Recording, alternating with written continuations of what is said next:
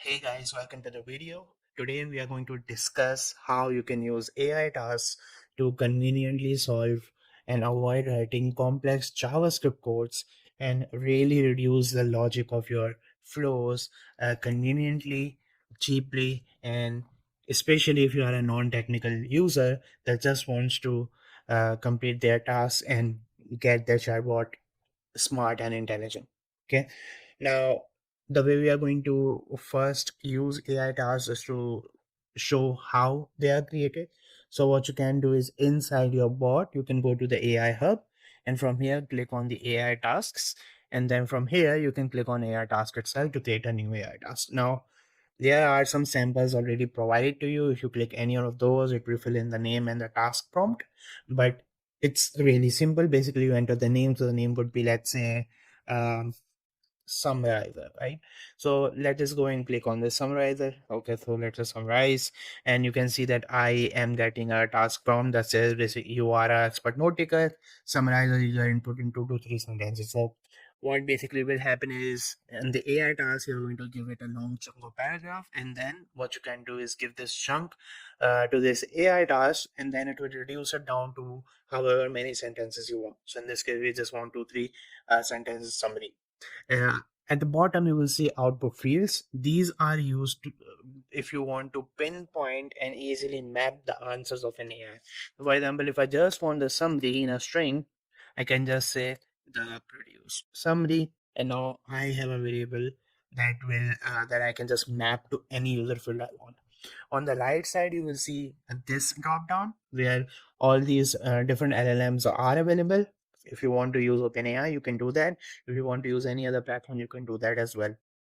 In the bottom right, in the bottom, you will see the model. So by default, we use the 4.0 mini model. But if you are using any other LLM, you need to define the model. You can also choose OpenAI's other models as well, the cheaper ones, the nano ones, or GPT-5 if you want. If you click on the parameters here, you will see that we have some control over what we want. So for the temperature value, it's by default zero point 0.5. You can change it, and as well as the max tokens that you want the AI to be using. So if you click on here, you will see that there's already a lot of presets available that you can use. So if you want the answers to be a bit more creative, you can click on that. If you want the balanced answer, or if you want really accurate answers, you can do that as well. But you can really play around with this and determine what you want. Once everything is ready to go, just click on save and your AI task is created. Now let's go into the flow and see how to use it. So if you go to the flow, the way to use it is you go to the action node, and from here click on AI task, and then click on AI task itself, and it will create an AI task. Now click on edit action, and once you click on edit action, you will see all the list of the AI tasks you have. So in this case, let's just use this one, and let's just give it a long chunk. So let's say um, uh, whatever, right? Just click on test request. That's fine, and you will just get an error. So okay, so let's say um, my name is Joe. I work at XYZ company. I own a house and things like that, right? And then you can just click on request, and it will create a summary for you. So now you can just click on the summary, and then it will be mapped. So this is how basically you can create and use an AI task. Now with that out of the way, we are going to compare how it compares with the JavaScript node and how it really solves the technicality of the different flows that you might run into. With that being said, let's get started. In this first example, we are going to tackle one of the most commonly used cases where we handle the daytime data coming in from payloads, inbound webhooks, forms, and whatnot, mainly in appointment booking scenarios or other scenarios where the format in which the data is coming in might not be very suitable to display to users, and vice versa, where the date and the time coming in are not uh, are not in a format where it can be used by uh, computer logic, etc.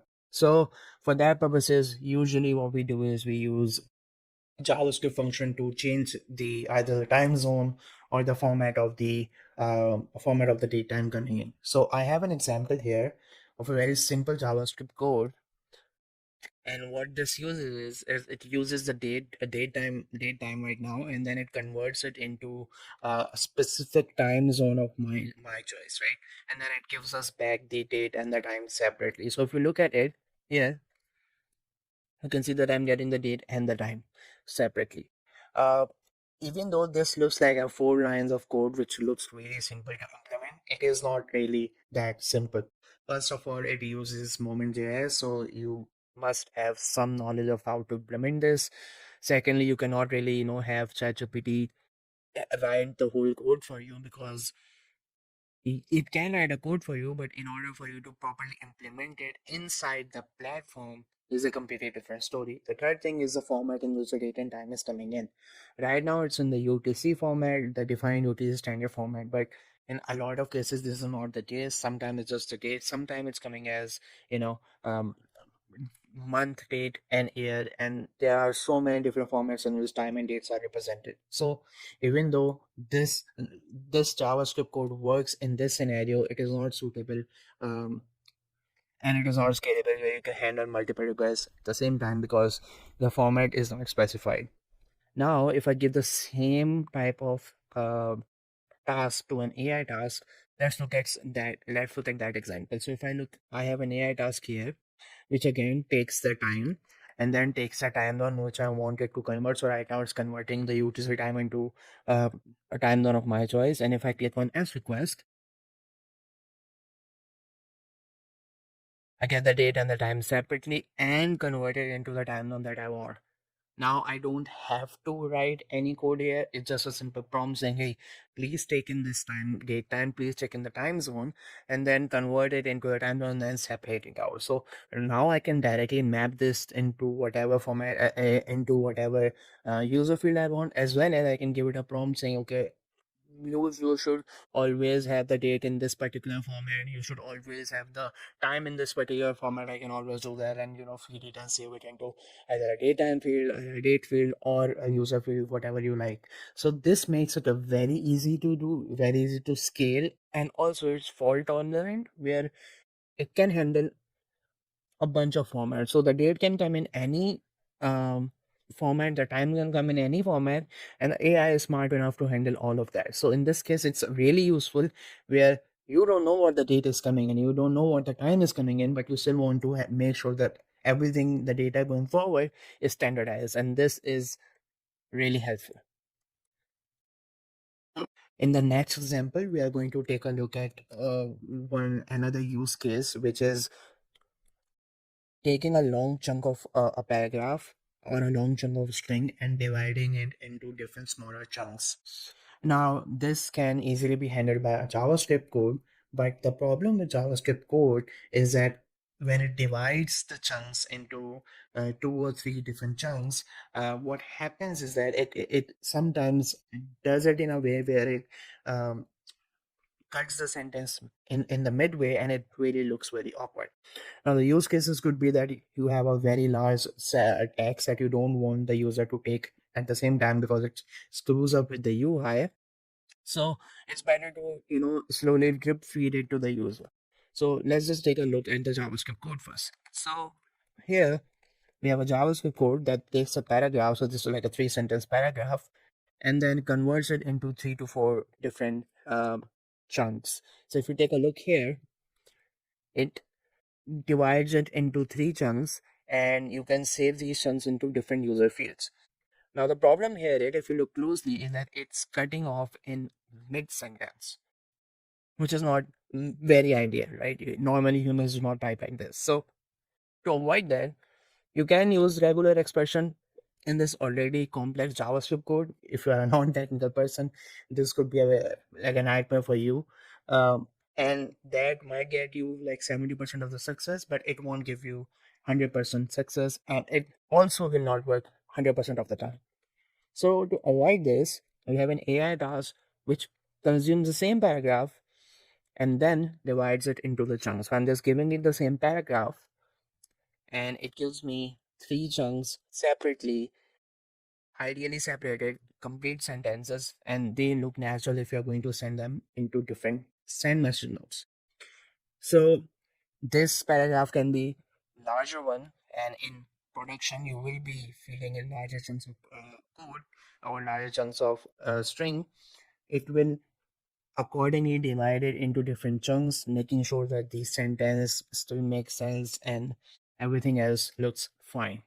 And this is just like an example I made for three chunks. You can have it in four or five different 12 and chunks, however you like it. You can also change the tone of it if you don't, if you like it. But that's how AI task helps us to really mm, really scale and avoid wasting time where we have to waste a lot of time trying to set up a JavaScript code that works perfectly in all situations, which for the most cases is not ideal because your input is never the same. All right, in this last example, what we are going to take a look at the parsing of a JSON. So here I have a JavaScript function, and if I look at the code here, the code is really simple. It looks really simple. What basically it's doing is it's taking a JSON, which is in a string, and then converting it into a proper JSON that you can map. The problem here is if I just add like a comma here and a comma here, this will completely fail and it will give you an error, unexpected token in JSON. And this is really common when you are uh, getting an output in JSON, which is not really a JSON, it is a string, and you somehow need to extract the JSON somehow. And also, a lot of the times when you're trying to parse a JSON, it's not in a format that you want. Sometimes it's in a JSON format, sometimes it's a really stringified, sometimes it's in a very weird format where you have to use complex regex code to remove all the commas and different things and then get the code running, which really makes it tedious to work with. It's also prone to errors a lot. It really depends on what input you are, sending to the JavaScript function, and it really all depends to on the different inputs. You really have to pinpoint it so that you can get a JSON. However, this is not the case um, with the AI task. So if you go to the AI task here, which will be it just takes the JSON in any format and then just gives you the code. Like here you go, you have a JSON. You can save this directly to a JSON and it will work just fine. And the JSON can be in this form and it will still accept it. See, it just works. So you can throw any format, regardless of however it is, it will give you the correct JSON parsed and ready to go for you every single time. And this saves a lot of headache and also brings more stability and reliability to your builds. Okay, the last thing we need to argue on is whether the cost of the AI is worth the convenience.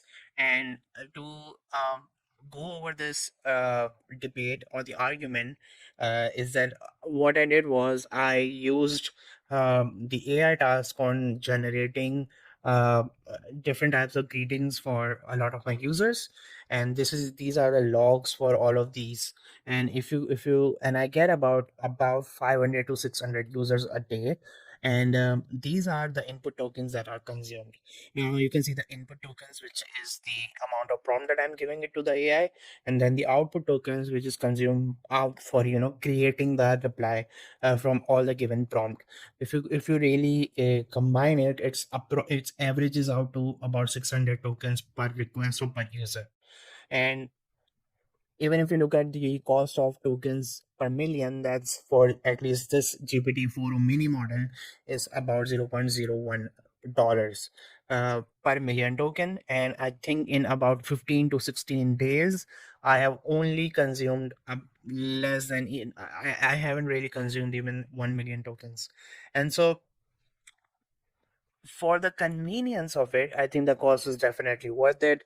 It's not going to be that much if you have a very high traffic um, bot. Even then, you can easily go by with using really cheap models from DeepSeek, really cheap models from Rook, and then really cheap models from OpenAI and Nano models as well, where the cost is even less than the GPT-4o Mini, and the performance is equally the same.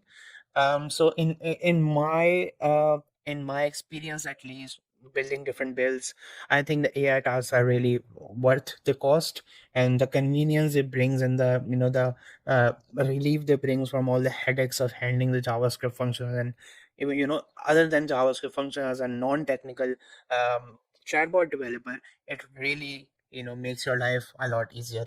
So that's it for this case. I hope you will learn a lot from this video and try to at least experiment with what AI tasks are and how different use cases that you can build with it. If you have any questions, feel free to comment down below, and I'll happy to answer them. Have a good day.